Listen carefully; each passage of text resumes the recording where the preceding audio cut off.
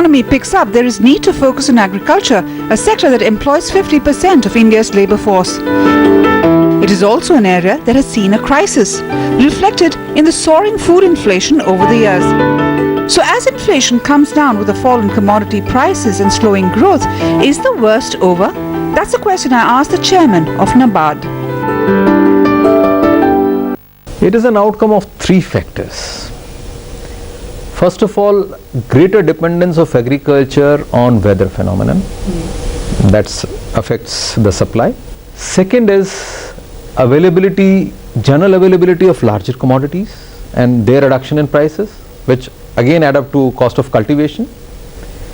And third is consumption of these, which is demand. Combination of all these three ensures that what inflation is going to be there in these commodities. Now all these three could change. You have said only one change. I am talking about the other two changes as well. Consumption may undergo a change, would certainly undergo a change, which is larger GDP. And thirdly, which I said, unless you have some mechanism by which there is stability and increasing supply of these goods, by having those instruments which protect production against weather phenomenon and are able to ensure storage. As chairman of NABARD, few people would understand the rural economy as well as you do because of the sheer focus you have on the rural economy. So I'm going to ask you some very basic questions. You know, there are fundamental issues with agriculture in India. You know, the fact that production is stagnated is also symbolic of many other issues, which include the fact that capital investment has been low, it has been falling over a period of time,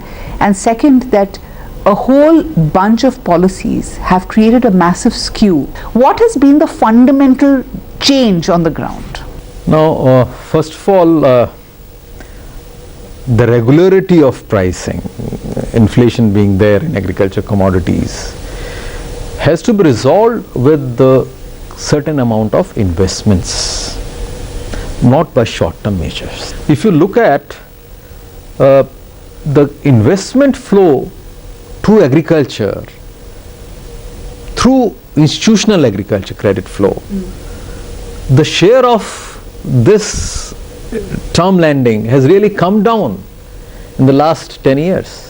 From 33% of my total ground level credit flow to agriculture, it has come down to 19%. That's worrisome. So last year a good measure was taken in last budget, that the finance minister earmarked 5,000 crores of money for long-term flow through cooperatives and RRBs for this term lending activity. Now this is also linked to another area. You would, it's normal saying, public investment draws private investment. There is a strong correlation between the two. Sure. So over the years, the public investment in agriculture has also declined, and that's again worrisome. This also indicates a skew, doesn't it? Because a lot of the credit flowing into agriculture is also farm credit. It's not really credit for long-term infrastructure, for long-term sustainable agricultural growth, etc. So in that sense, are we also skewing it further? Agriculture, first of all, is a state subject. And each state government, based on its financial health, makes a provision. And central government also has schemes under which states can participate and do investment.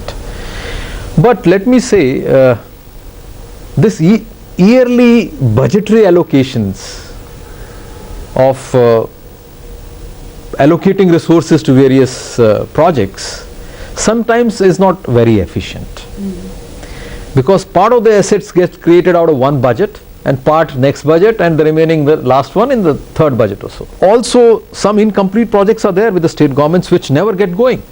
Then if there is a change at the political level, then priorities of the new government also change. So what we from NABARD side we have done is, we have created the Rural Infrastructure Fund, Government of India has created and given it to NABARD. And this Rural Infrastructure Development Fund, RIDF which is called, has helped in creation of huge assets in rural areas. Overall share of this RIDF in total rural infrastructure creation is almost 20%. Now we have disbursed in last 21 years almost 1,53,000 crores of rupees through this fund. And asset creation is almost 93%, which is phenomenal. And this has infused a project approach to infrastructure creation in rural areas. So it has inculcated that spirit within the state government. We have financed almost 5 lakh worth of projects. Let's talk about NABARD itself. It's an interesting organization because it came out of the RBI, and over a period of time it acts as a financier and the refinancier for the entire agricultural and rural economy. My question to you is that as you have seen things evolve, what is the problem in getting credit to the last man standing in India? Outreach of the formal credit system today is around 50%. But let me also say simultaneously it has grown. The share of formal institutional credit being made available has grown. Maybe that expectations are high, and since inclusive growth is the agenda of the government, so we need to include more people. And one initiative, such initiative has been the Pradhan Mantri Jan Dhan Yojana. Prior to Pradhan Mantri Jan Dhan Yojana, another massive project was launched by NABARD, which is almost empowerment movement in the country, is that we have got, for financial inclusion, we adopted the self-help group approach. We have almost 73 lakh self-help groups in this country.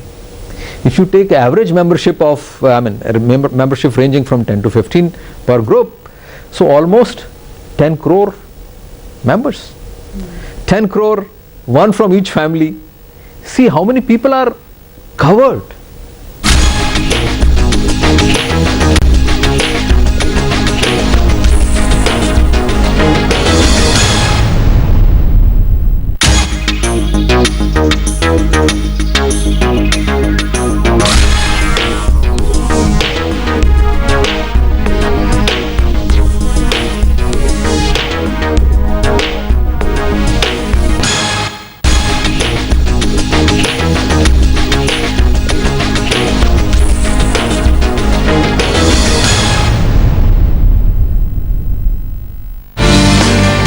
Nodal Rural Development Agency NABARD was set up in 1982 to manage institutional credit for the agricultural sector. But this is not an easy mandate. Even though it disbursed 17,353,000 crores under the Rural Infrastructure Development Fund just last year, it is facing major challenges like the growing NPAs on the books of cooperative banks it lends to. So how bad is the situation on the ground?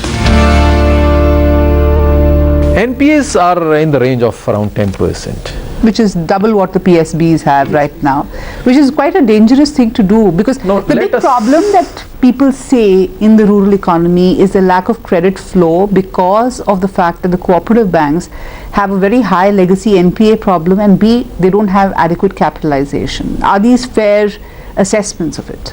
I would not disagree with you, but I have some difference of opinion. In terms of capital adequacy, there have been benchmarks recently laid down by the Reserve Bank of India. You see, there have been 3 waves of technological upgradation in this country. First the private banks, then the PSUs caught up, now the cooperatives have caught up. Earlier there were no applications because these were primarily member-driven institutions. Sure. So the capital adequacy norms, etc., were not applied that way. Now they have been prescribed. So they are in the process of complying with it. Some of them have really done very well. They have also been permitted to issue perpetual bonds, etc., long-term bonds, tier 2 capital by Reserve Bank of India. 1 or 2 institutions have taken advantage of that also. There is a greater consciousness among these banks now with the laying of these benchmarks that they have to fall in line, number 1. Number 2, why it has been done? Because now they have joined through this technology platform the payment, the system of this bank. So they need to be strengthened in every form. An outcome of all this technology, capital adequacy, etc., has been a significant change in their governance structure, which is required. How do you get the political influence away from cooperative banks? Can you mandate it, since you are refinancing many of them and you are sitting on top of the entire network? I mean, is that a big pressure point according to you? Let me say, all politics is not bad. I have myself been on deputation to a state cooperative bank as managing director. And if you are able to drive home the point to the bank that sustenance of their board and their positions is dependent on sustenance of this institution, they all agree for positivities in these institutions. So let us not say that politics in these institutions is for all the time a bad this thing, because these are member driven institutions. There will be some politics. But how do you get the system to shake off the legacy issues and start aggressively lending and creating the market in the rural landscape? Because that's what private sector banks have done very, very well in the urban milieu. There need to be 2 or 3 things which need to be done immediately. First of all, we need to augment their resources, which I have been doing partly, but I need also some resources which is linked to my capital. So I also need to raise more resources to pass on as refinance to these institutions. That is one. Number 2 is the capacity building of their boards and their manpower. I have seen many of these banks, the average age of employees is quite high. They need to bring in transparently, in a competitive manner, fresh blood, which is as their man force, as their workforce, not say Latin man force, it's man stroke woman force. And this has to come for newer areas like risk management, financial management, investments. But all of this is based on a mindset change. Is that mindset change happening, or has it happened already? You see, if they have a threat of losing out, see, technology is lowers the switching barriers. So the threat of others taking over are high. Technology also enhances the reach of banks to interior areas. You have seen that in Janta. Okay, let's shift focus to how to increase the productivity from rural India. Okay, consumption has grown there because of a lot of the money that has gone through there because of the subsidies and the MNRGA, etc. My question to you is, the hard factor is that about the direct and indirect subsidies that go into rural India is about 5 to 6 times the actual public investment that has gone over there, and that has skewed the entire metrics. What needs to be done, if you had 5-6 things that need to be done now to correct this imbalance? I think the new government has clearly spelled out that entitlements should not be seen as availables.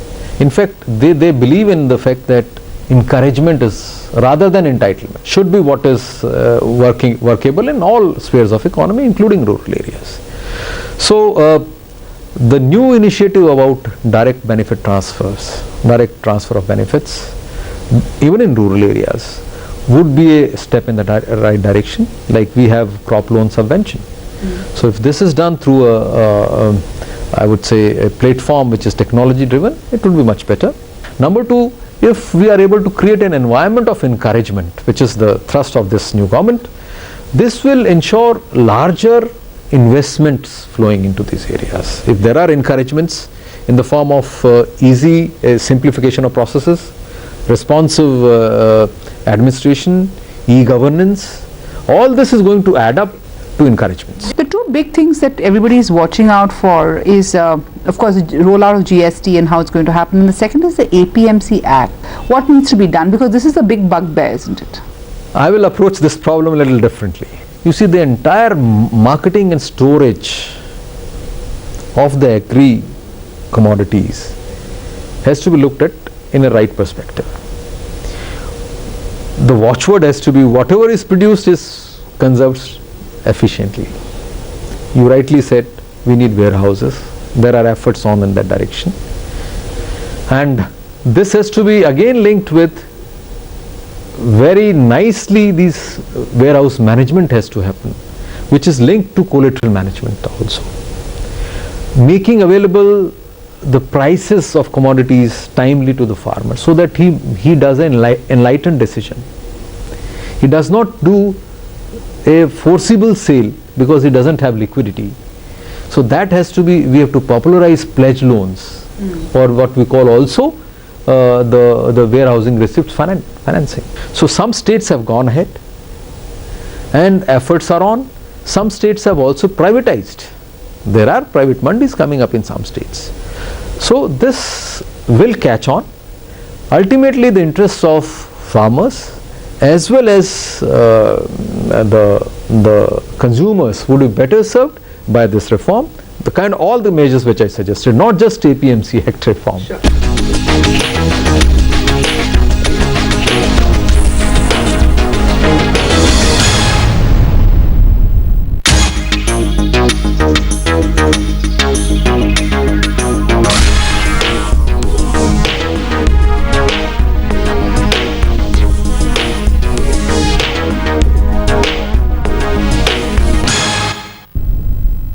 Let's talk about NABARD and the role that you see for yourself. So I've been going through a lot of the press clippings that NABARD has put out or has been covered in the media, and there's some interesting things. Of course, you're focusing on innovation, you're focusing on the digital space, you're focusing on getting I think rural housing going. There's a lot of things that you've opened up a flank in where you're trying to create a market to facilitate growth, etc. From your vantage point, what are the 3-4 focus areas as you go ahead to the next stage? I hope you don't mind if I go to my origin for this.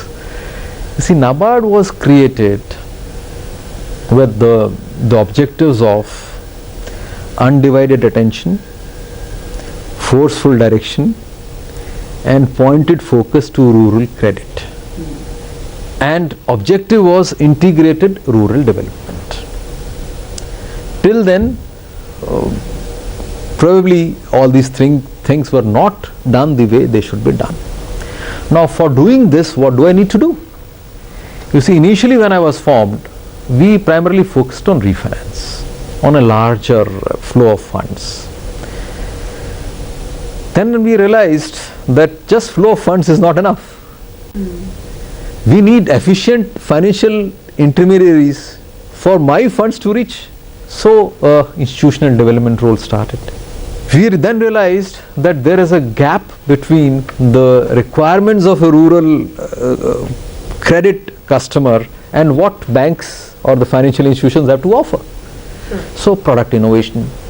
And you have seen in the process, we have come out for financial inclusion products like SHGs, self-help groups, which we laid the foundation of in terms of a pilot project and then upscaling it. Joint liability groups. There is a huge landless or very small, I mean not small, I would say very marginal farmers, I would use the word, landless tenants, etc., who do not get any credit. They are excluded. So we came out with the concept of joint liability groups recently. Last announcements, the finance minister mandated us for 5 lakhs groups, and we will deliver that also. Then we realized that in addition to these concepts, Kisan credit card, we developed the concept and now it has become a household name. So we have been regularly innovating in terms of, we are also considering that some other products should come out which lessen the risks. Agriculture insurance, in which NABARD has a stake, the National Agriculture Insurance Company, which was the first company to do a crop insurance business in this nation, was also a NABARD is 30% stake in that.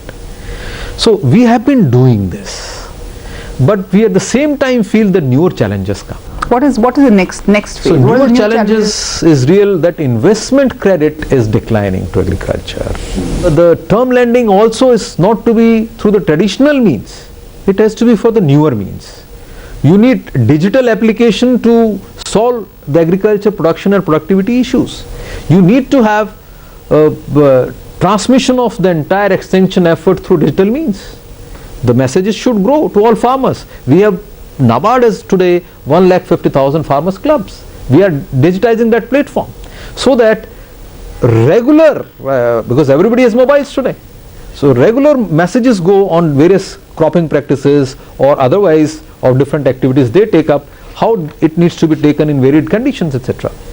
Now that is one, digitization of these institutions, digitization of my institutions, which are credit institutions also, extension through newer forms of banking correspondence, banking or making federations of SHGs, digitizing that platform itself. So these are the new, also a newer kind of more robust adoption of drip irrigation, micro irrigation. Sure. Last two questions. So one is that we started the talk by talking about inflation and the fact that food inflation has been the one reason why there has been a focus on agriculture. My question to you is that, are we out of the woods over there, or do you think it's a matter of time, if we don't address all the things that we have spoken about, that food inflation will be back on the table, so to say? I think all these measures which I have just specified in terms of increasing production and productivity and shift in production as well, would take some times, at least medium term I would say, in making efficient agriculture, protected agriculture, which ultimately leads to better production. So in all that you have said needs to be implemented over the next 3 to 5 years? Is that I would fair? say not 3 to 5 years, I would say within the next 2 to 3 No, years. you're saying in the completion, it has to be completed in the next 3 to 5 then years. I'm with you, I'm with you. In addition to that, we have to do some kind of initiatives on climate proofing. You see, all this inflation is very, very seasonal at times, and I would say commodity, vegetable or crop specific. Sure. So if we are taking measures which ensure hedging, that's a word which we use in the financial terms, against weather phenomenon, to a large extent we will be able to overcome this. Okay. Another issue linked to this is, in the short run I don't expect it to rise immediately. I am not the foreteller, but the cost of cultivation is also because diesel has a cost impact there as well. In transportation, it is impact on the pump sets, energization, etc., etc. But as I pointed out, commodity prices coming down and base effect is why inflation is low. So what you're saying is that in the next, unless all of this happens, inflation is going to be a continuous problem. But fact is that we haven't done it in the last 5 years. If we miss the boat for another 3 to 5 years and this doesn't get rolled out the way you have envisaged it or how you've spelt it out, what is the collateral damage to the economy? I'm saying it's not a question of options. Already the government has started focusing on and NABARD as being a government organization on investment creations. Last year 5,000 crores were allocated for this. So you're saying that the tide has turned and there is a clear focus on getting this whole mechanism on board? I think that looks like to be.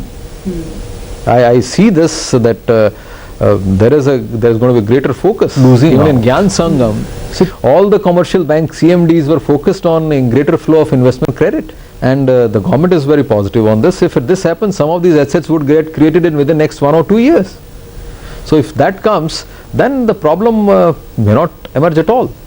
But still we are rain dependent, still we are open to catastrophes through hudhud or those kinds of things, hailstorms.